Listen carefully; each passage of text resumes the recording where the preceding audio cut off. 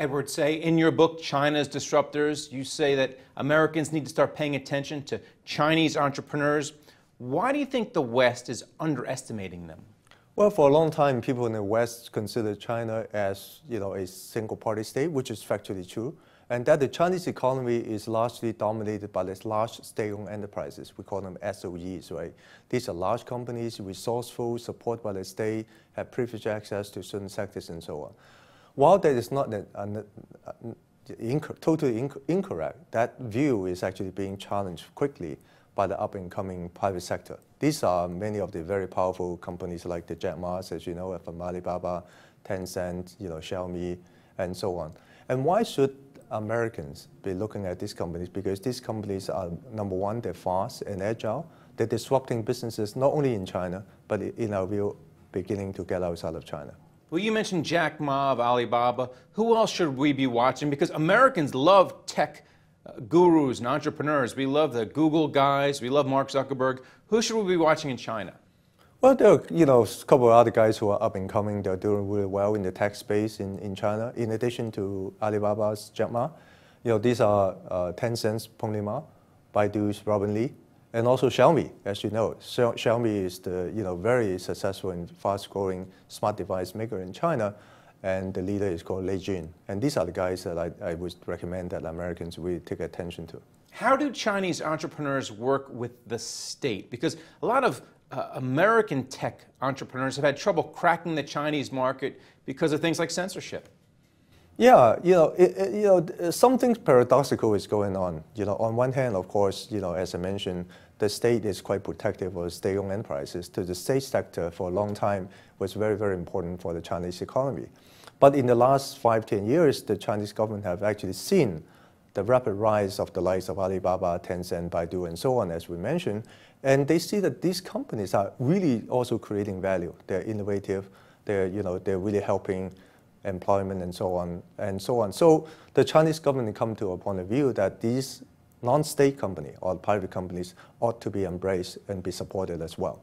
Will the flux, the problems in the Chinese stock market right now affect the next wave of entrepreneurs, maybe cause investors to go towards things like China and China Mobile, the old line Chinese companies, as opposed to investing in new startups?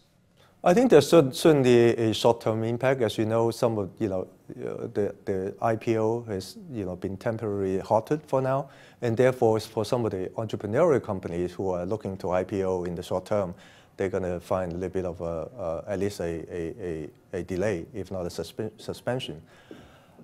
At the same time, I think from an investor standpoint, the longer-term potential of the Chinese private companies, the leading companies, is tremendous. And therefore, from an investment standpoint, what I see is that investors are pretty smart. They will still be looking at the leading entrepreneurial companies as the real indicators of where China is going.